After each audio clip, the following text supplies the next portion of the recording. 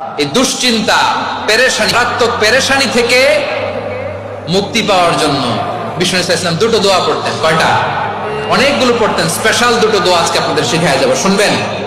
বিষ্ণু ইসলাম যখন খুব বিপদে পড়তেন, দুশ্চিন্তা ওনাকে ঘিরে ধরতো, উনি পড়তেন ইয়া হাইয়ু ইয়া কাইয়ুম বিরহমাতিকা আস্তাগীথ, ইয়া হাইয়ু ইয়া কাইয়ুম বিরহমাতিকা আস্তাগীথ, ইয়া হাইয়ু ইয়া কাইয়ুম, হে শাশ্বত অবিনশ্বর, হে চিরঞ্জীব, বিরহমাতিকা আস্তাগীথ, তোমার রহমতের উসিলায় তোমার কাছে ফরিয়াদ করি। এটা করতেন। আবার আরেক বর্ণনা এসেছে ইয়া হাইয়ু ইয়া কাইয়ুম বিরহমাতিকা আস্তাগীথ আসলিহ লি শা'নি কুল্লাহু ওয়া লা তাকিলনি ইলা নাফসি তারফাতা আইন। আসলিহ লি শা'নি কুল্লাহ, আল্লাহ আমার সবকিছু আপনি সেটেল করে দেন। আমাদের সব ঝামেলা সেটেল করে দিতে পারে কে? আমরা তো সেটেলমেন্টের জন্য ওএসপি সাহেবের কাছে যাই, ডিসি সাহেবের কাছে যাই, অমুক ভাইয়ের কাছে যাই, তমুক ভাইয়ের কাছে যাই। এই দোয়া পড়লে আরশের উপর থেকে আপনার ম্যাটার সেটেল করে দিবে কে?